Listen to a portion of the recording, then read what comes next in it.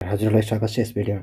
साथीहरू, लोकसेवा आयोग, शिक्षा सेवा आयोग, सङ्गठित संस्था सुरक्षा निकाय लगायतका सरकारी सेवा परिवेशका सम्पूर्ण परीक्षाहरूको विज्ञापन, अनलाइन फर्म र पाठ्यक्रमबारे जान्न चाहनुहुन्छ, थाहा पाउन चाहनुहुन्छ, सबैभन्दा पहिला भने यो च्यानललाई लाइक, कमेन्ट, सब्सक्राइब गर्न नभुल्नुहोस्।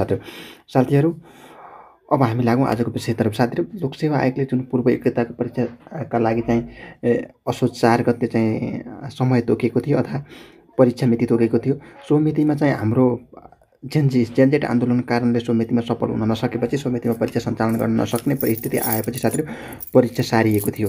सो सारिएको परीक्षा कहिले हुने भन्ने विषयमा चाहिँ लोकसेवा आयोगले एउटा रुटिन निकालेको छ। सो रुटिन सङ्गठित संस्थाहरूको जुन पूर्व योग्यताको चाहिँ खर्दा सोसर परीक्षाको चाहिँ पदहरूको चाहिँ पूर्व योग्यताको परीक्षा कहिले हुन्छ भन्ने विषयमा चाहिँ आएको छ। साथीहरू, हजुरहरूलाई चाहिँ म त्यसको बारेमा जानकारी गराउन चाहे। साथीहरू, यहाँ के भनेको छ, पूर्व योग्यता परीक्षाका लागि लिखित परीक्षा कार्यक्रम पुनः निर्धारण गरिएको सूचना भनेको छ।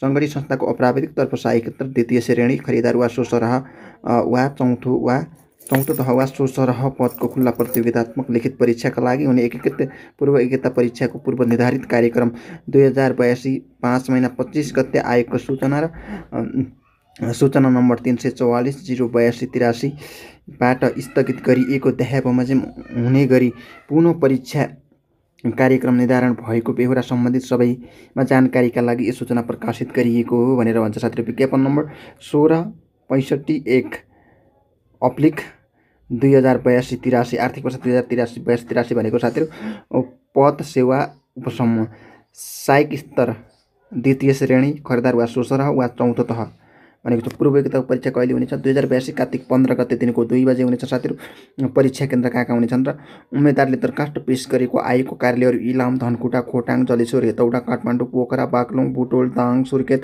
जुम्ला, दिपायल, महेन्द्रनगरबाट निर्धारण हुनेछन् भनेको छ। अथवा साथीहरू, खरिदारको परीक्षा जहाँ र जुन ठाउँबाट हुन्छ सो यो परीक्षा पनि तिनै ठाउँहरूबाट हुनेछ। साथीहरू, सो भएको कारणले हजुरहरूले चाहिँ यो परीक्षा एटेन्ड गर्नुहोला। हजुरहरूलाई चाहिँ के भने नोटमा परीक्षा र छोसँग सम्बन्धित अन्य सत्रहरू मिति 2082 4 महिना 27 गते प्रकाशित सूचना 40/2082-83 को विज्ञापनमा उल्लेख भएमा चाहिँ हुनेछ भनेको छ। साथीहरू, मिति 2082 6 महिना 7 गते चाहिँ यो सूचना प्रकाशित गरिएको छ। अब हजुरहरूले चाहिँ के छ भन्दा अहिले चाहिँ कतिपयमा यो आन्दोलन छ अथवा विज्ञापन अथवा दरबन्दी कटौती हुन्छ भन्ने कुराहरू आइराखेका छ। साथीहरू, सो कुराहरूका पछाडि नलागेर हामी लोकसेवा प्रेमी र लोकसेवा तयारी गरिरहेका विद्यार्थीहरूले लोकसेवा तयारी गर्नु नै उपयुक्त विकल्प हुन्छ। किन भन्दा लोकसेवा खुल्छ। साथीहरू, यसमा डकमकाउनु पर्ने कुरा छैन। 2047 सालबाट दरबन्दी कटौती भन्ने कुरा उठेको, प्रश्न उठेको, सो कार्य अहिलेसम्म पनि गर्न सकिएको छैन, गर्न कठिनाइ पनि छ। सो भएको कारणले गर्दाखेरिमा अहिले निर्वाचन हुन्छ कि अर्को हुन्छ कि त्यसैले चाहिँ यो परीक्षा हुँदैन कि लोकसेवा खुल्दैन कि भन्ने जुन हजुर हामीमा प्रश्न छ, सो प्रश्न मनमा नराखेर अध्ययनमा लाग्नु नै उपयुक्त विकल्प हुन्छ। किन भन्दा अहिले एकदमै चाहिँ लोकसेवा खुल्छ। साथीहरू, नखुल्ने भन्ने चान्सै छैन, कन्फर्म खुल्छ। त हजुरले चाहिँ तयारीको चाहिँ सिलसिला अगाडि बढाउँदा हुन्छ।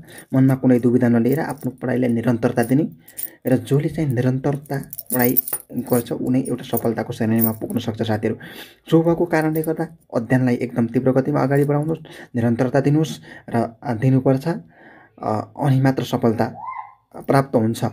हस्त साथीहरू, म यति भन्दै यो चाहिँ हस्त साथीहरू नमस्कार।